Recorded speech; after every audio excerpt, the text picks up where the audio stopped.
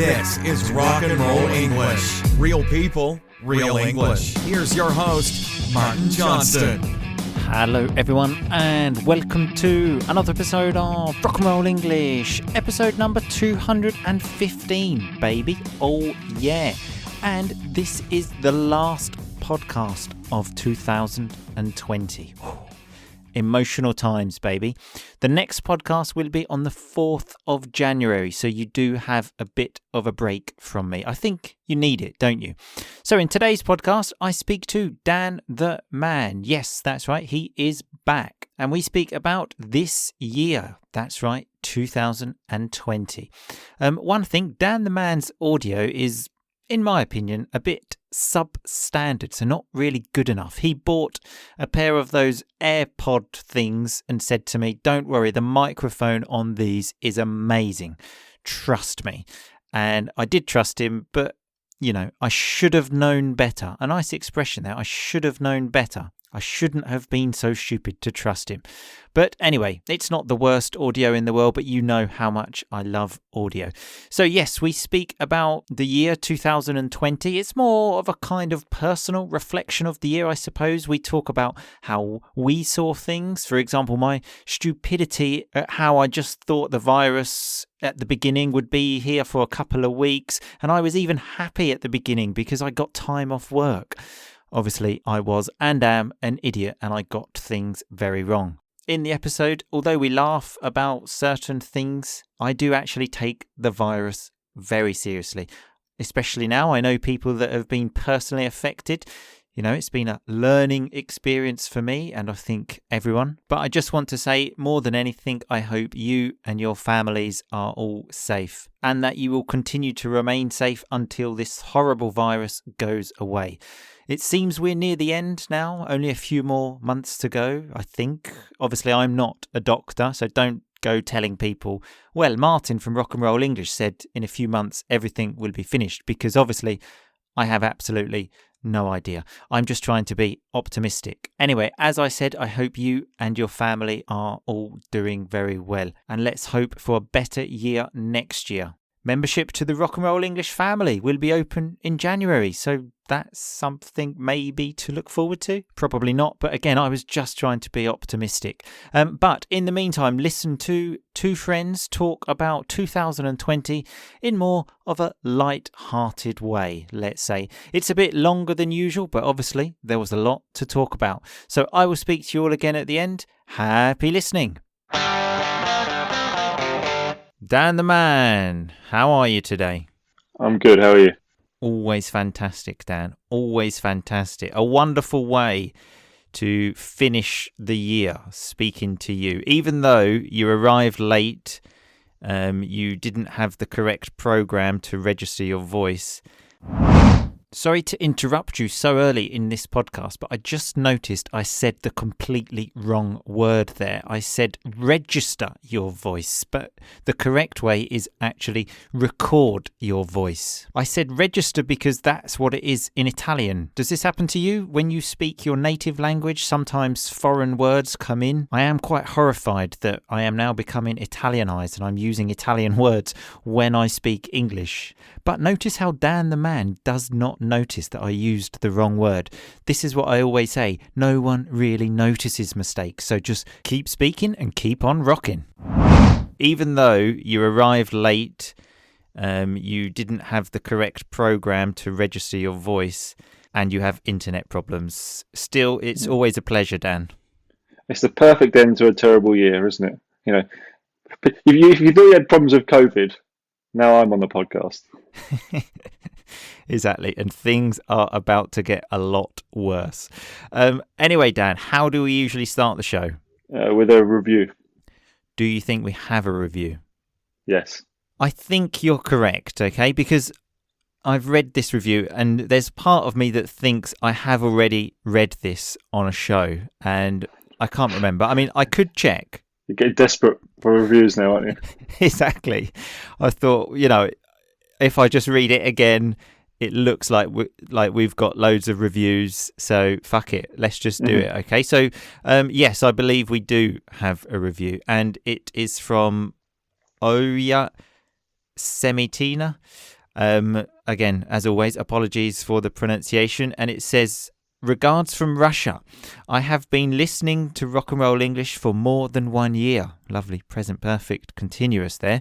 While listening to podcasts, I feel like I have a good time. Sitting in the kitchen with my close friends with a cup of tea.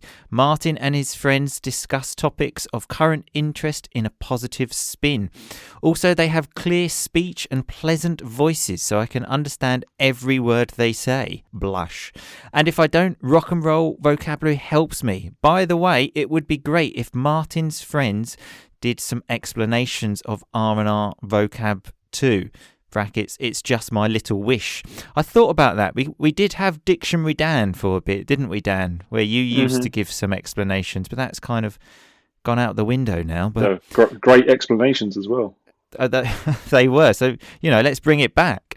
Then it says a few words about my progress in English. With COVID lockdown, I didn't have any opportunities and time to practice my English. Listening to Rock and Roll English helps me not forget English at all. How it looks and how it sounds. Keep on rocking, guys. Oh, yeah. So thank you very much for that. Oh, yeah. And apologies if I have already read that out.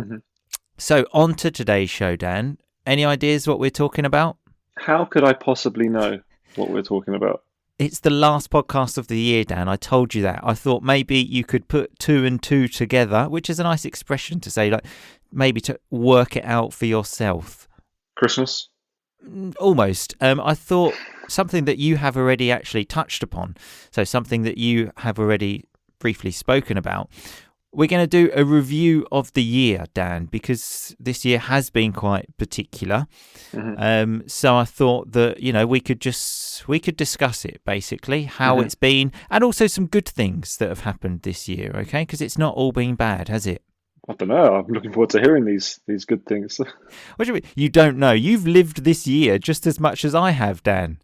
What good things have happened? I can't think. Oh, yeah, I don't know. We'll find out. Okay. Well, one, I got married. Okay, so that's. Oh yeah. Okay, that is good. Yeah. Congratulations, by the way. Thanks. So we're going to start on the 1st of January. A good place to start. For me personally, the year didn't get off to the best of starts because if you remember, Dan, I told you on a podcast actually how on the 1st of January I was sick at a service station, which remember is where you stop on a motorway. So it didn't get off to the best of starts for me, but it was an important moment in my relationship with Mrs. R&R because it was the first time she saw me actually throw up. She was holding your hair, wasn't she? No, she was actually staying very far away from me and pretending that she didn't know me. And she thought, I'm going to marry that man. Exactly. I think that's what swung it for me. So when I say that, I think that's what really sealed the deal of like, she wasn't sure about if she wanted to marry me. Then she saw me throwing up. Vomit. Yep. Yeah. And then thought, that's the one for me. What about Mrs. Dan the Man? Has she ever seen you, hit Chundertown? Another way we can say be sick. I think she's heard me be sick, but she just went straight to bed. Was that from your maybe breathing exercises or something like that? Was there a reason? Was it alcohol related, breathing related? It was alcohol related. When I was sick breathing, there was no one else here. So when I was sick breathing. That sentence just sounds so ridiculous. Yeah, one day I was just breathing and then I just threw up everywhere. Because breathing's something that, well, I personally like to do pretty regularly. I don't know about everybody else. Give it a go. It'll change your life. Okay, I will. Okay, then we got to February, and then certainly here in Italy, some noises were being made about this virus. I actually went to Budapest for my stag do in February, and I remember I saw someone at the airport wearing a mask, and I thought, what a dickhead. What is he wearing a mask for? I did actually take a secret picture of this person on my phone because I thought I'm going to make an Instagram story about this and say, look at this idiot wearing a mask. That is done in some cultures around the world, though, isn't it? There are some cultures when people travel with masks on. Yeah. Because your sentence was, there are some cultures where people travel. Really? There are some cultures in the world where people travel. Like, that is crazy, Dan. I mean, what a world we live in. People are travelling. I know, it's crazy. Well, they were. But just to be sure, you mean travel with masks on, yeah? Yeah. Okay. Well, I hadn't seen it before, and I thought, what a dickhead. And I was going to make an Instagram story, but then I thought, I'd best not. And I'm quite glad I didn't now, because that really would have come back to bite me. So that's a nice term to say. Basically, it would make me look pretty stupid now. Mm-hmm. And then, and here in Italy, I can't remember, the end of February, beginning of March, things started to go crazy. Like, panic was like level 11. Okay. And then schools closed for like 3 or 4 days, and then I thought, right, that's it now. That's it. It's over. What about in France? So this kind of time, Dan, February, March, early March. What's the situation? It was just the same as in Italy. I think it was everyone was looking at Italy, thinking, what the fuck's going on? And then it came to France very, very quickly. I was in Bordeaux when it happened. When I actually asked you, though, how was it in France? And you went, my immediate thought was, he didn't go out, did he? He didn't go out of the house, so he had no idea about what was going on. But yeah, so after those 3 or 4 days, I basically thought, right, that's it. And then we came back to school again, and then we had 2 weeks off.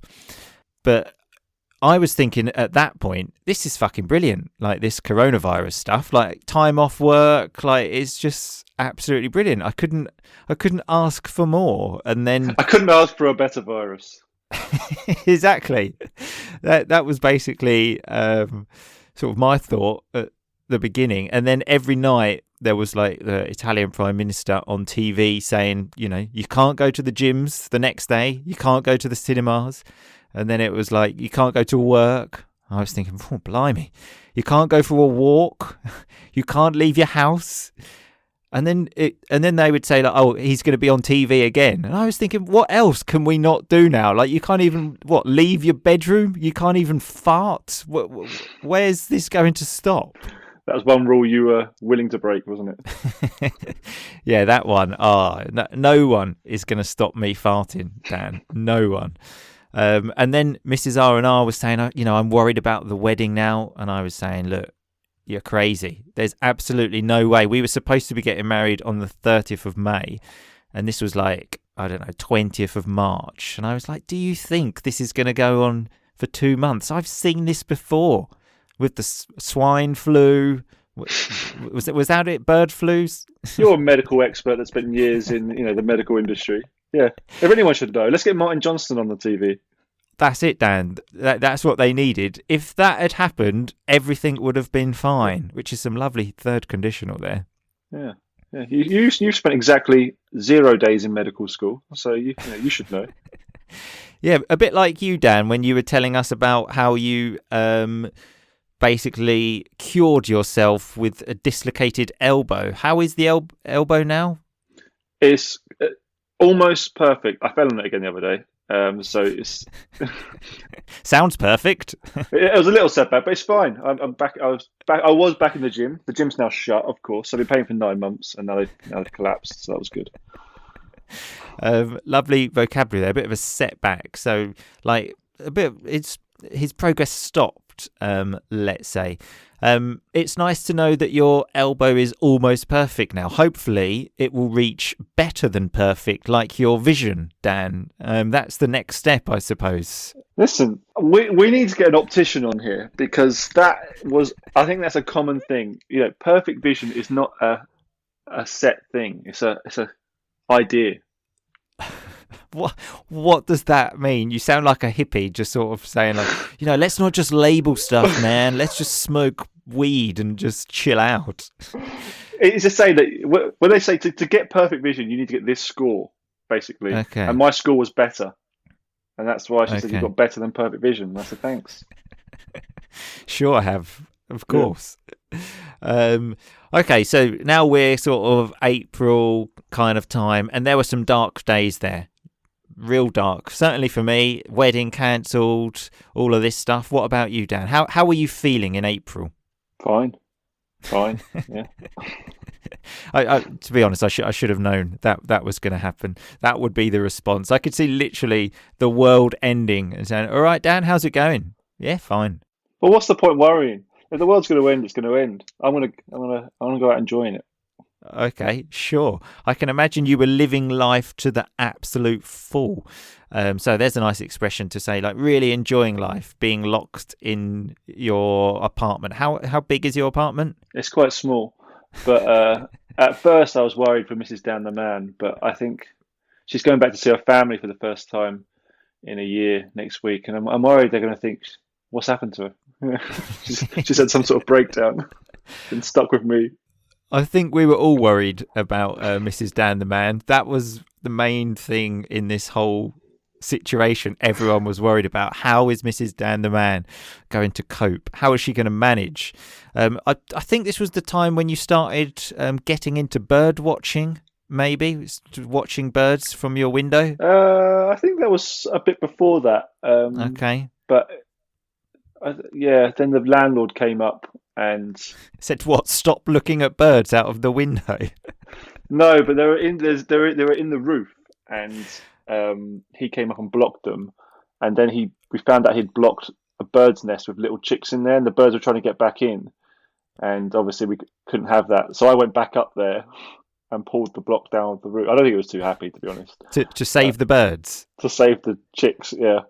Oh, Dan, what a hero. The hero of 2020, Dan the man, because he saved these small chicks in a bird's nest. Jesus, what a man. What a man. But then they came back with a vengeance and started shitting everywhere. So he had to come back a few months later and put it back up. And you helped him to put this thing up to stop the birds this time because they were shitting on your window.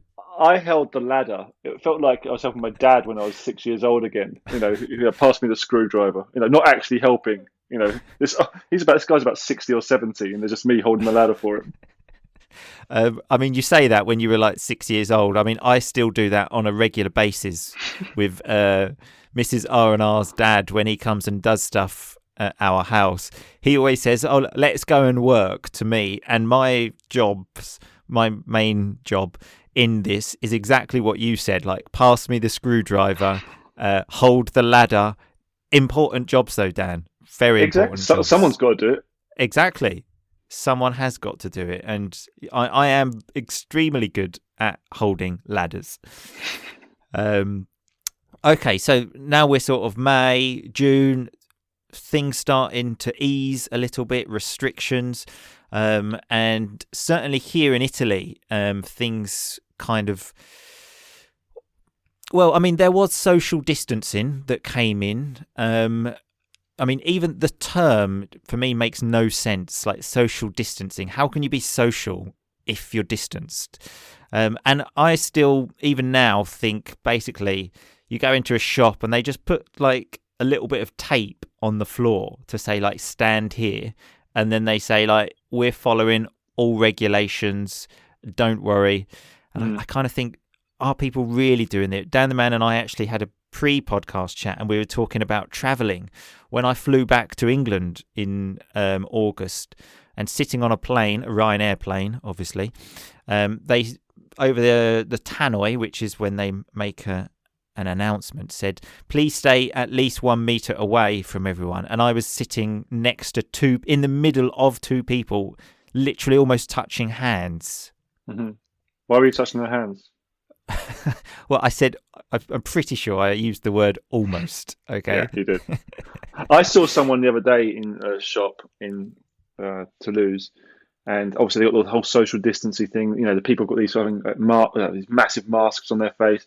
And then I saw a customer in the shop, sneeze 3 times into the air with no hands. Oh, mate, honestly, I can't. The first time he was about 20 feet away, I saw it. And the second time I said to Mrs. Danaman, can you hear that fucking pig over there? All right. Fucking pig. And on the third time, I honestly thought I was going to get into a fight in the shop because it was fucking horrific. Yeah, no, I'm with you. So that's another thing in this 2020. Sneezing has become very dangerous. Or coughing, especially coughing. And anytime you're out and you think, oh, fuck, I'm going to sneeze, you just think, oh, look, please no. And I run. I try and make a run for it. A nice term there, to run outside and think, have I got time to get outside before I sneeze? So, yeah, that's I had it recently where I was drinking water. You know when it goes down the wrong, if it goes and you start coughing, you can't help coughing. There's nothing wrong with you, but you're coughing uncontrollably, trying to get the water out your throat. And I was with Mrs. Dan, the man was like, Dan, stop coughing. And I was like, I can't. Yeah, no, I've been there. It's awful because, especially when you're making, obviously, a noise. Although I have seen some people, I don't know how they do it. They're like silent sneezers. So, but they do it almost silently, which I think is quite impressive. Mm-hmm. Yeah, so if anyone does that, please write in. Yeah, tell us how to do it. So now we're in the summer and let's say people started to enjoy themselves a bit too much. I definitely 100% include myself in that. And then obviously the second wave hit. And more or less we are pretty much at the point now where everyone's just bored, aren't they? Everyone's just like, for fuck's sake, this is boring now. Mm-hmm. Yeah. Oh, yeah. I mean, I've got to the point, I don't know about you, Dan, where if I see videos of, I mean, I'm not watching videos, I'm talking about things on YouTube or something like that. Yeah. When I watch police reports. Exactly. Or if you see something from last year, for example, if I watch something about football and they show a match from last year and you see all of the fans, I think, fuck, what are those people doing? Are they crazy? I see people hugging on a TV program. And I think, what are they doing? You can't do that. That's not allowed anymore. See, this is what I'm worried about. It's not so much now. It's pussies like you after this who won't want to touch people. You'll continue this for another 20 years. That's what I'm worried about. So when he said pussies like you, obviously we had this word last week. It can mean female genitalia, but it can mean someone that isn't very strong, let's say, someone weak. Well, I think this will leave a lasting scar, Dan the man, because it's just, I think everyone's mentality now, they don't, just human contact, it's a strange thing. I don't know what will happen. I don't know. But we're finishing the year with Christmas. Okay, that always brings some joy. I decided to even buy a Christmas tree this year. Okay, a real one, not an actual real one, like a big one. Basically, that's what I wanted to say. So it's not a real tree. It's not a real tree, but it's the real deal of a Christmas tree. That was okay. A big one. I don't think you can go around saying you bought a real tree if it's plastic. It's plastic, but it's big. It's big. 2 meters 30. Okay, so that's big. Did Mr. Rock and Roll English help you with the tree in the car? Yeah, heavily pregnant. Exactly. Yeah, she's like 7 months pregnant, and I said, "Oh, you carry it." Come on. She's holding the ladder for her dad. Come on. I'll tell you one thing. Actually, I didn't realise how slow pregnant women walk. She keeps saying, "Can we go slower?" And I think, if we're going any slower, we're going backwards. We can't go any slower. I mean, it didn't help that she was carrying a Christmas tree at this point as well. But no, you were carrying the lead at the back of the tree. I was carrying the lights to put on the tree. Okay, yeah. It's an important job. Someone's got to do it. Exactly, and she's lugging the tree. So there's a nice word, lugging, to struggling when you carry it. No, obviously I'm joking. I carried the tree, and putting up the tree, I tell you, I've got a newfound respect for people that basically have Christmas trees. Fucking hell, it took hours and hours. It was a nightmare. I mean, if I had known it was that much effort, I wouldn't have bought it, I've got to say. I don't understand. It's a tree. Well, Dan, this is what I said. When you get a real one, baby, you will know. It's not a real tree. All right? It's not a real tree. Stop saying that. It's a real one. It's a real one. Like you've got all of these like little branches to put in different colours. Then you have to open them. I've put up trees. It's not difficult. It's not difficult, but it's just a very time consuming. That's Okay. the main I'll tell you thing. what. If you thought 2020 was bad enough, you didn't see that tree coming, did you? I did not. As I said, if I had known, I wouldn't have bought it. Lovely third conditional again there. We have actually gone a bit over time, but let's quickly do some of the good things because we haven't actually got to any of them yet. So I've got a couple of small things here. Hand washing has taken off. So it's taken off. It's become really popular now, hasn't it, Dan? Why was that ever not a thing?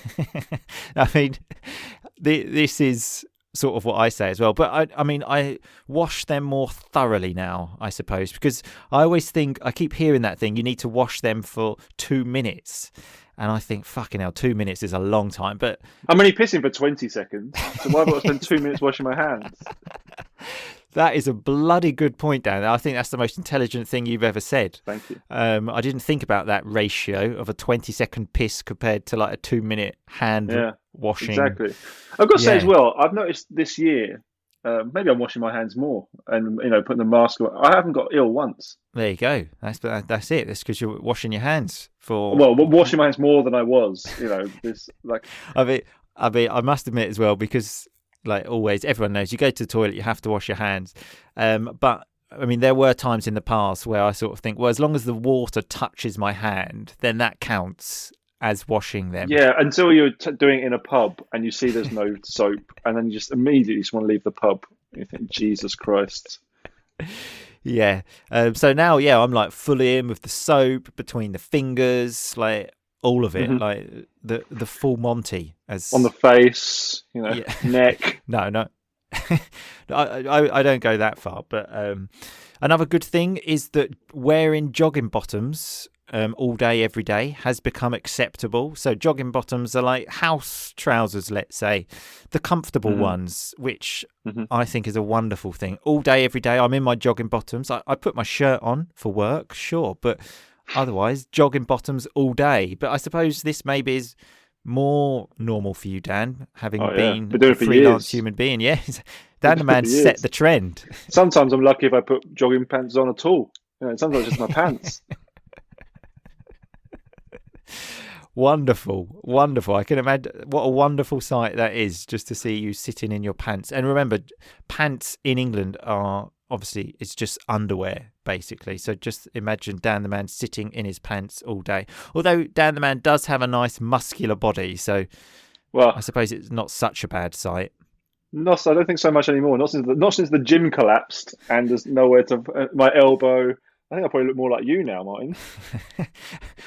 I mean, I don't know. Is that a compliment, or I don't think it is. Let's say it's a compliment. Let's go with a compliment. In fact, I keep saying that's the reason I'm not muscly now. So, like, when that's the reason, because the gym's closed. Otherwise, like, fucking hell. Yeah, you'll be tanned up on competition stages, wouldn't you? Oh, yeah. Like Mr. Universe. Flexing the guns. Yeah, exactly. A nice flexing the guns, the muscles there. And the last one to finish on, I suppose, is certainly here in Italy.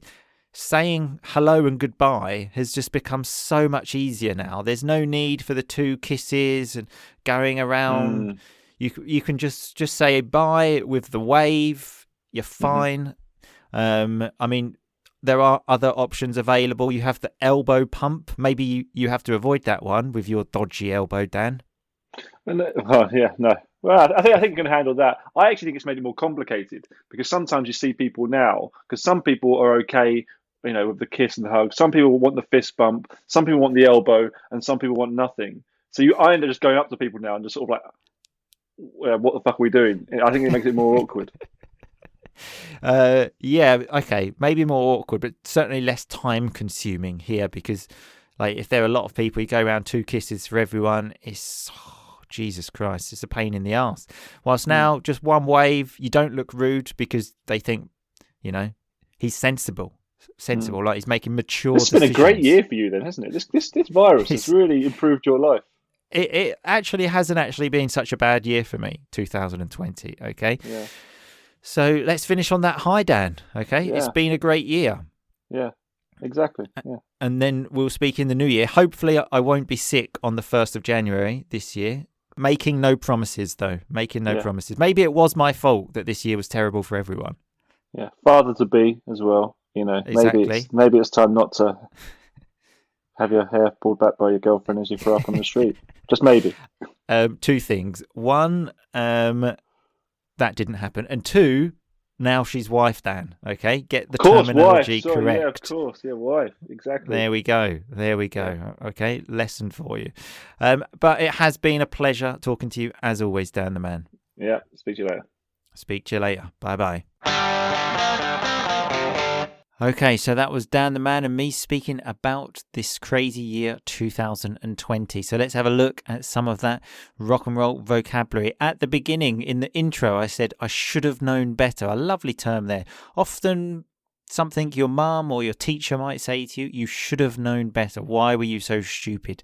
Then we had that horrible event of me saying, register your voice. I still can't believe I actually said that. And I didn't even notice when I said it. It's quite worrying. I could have obviously deleted that from the podcast, but I left it in there again to show you that mistakes obviously happen and that confusion between 2 languages also happens.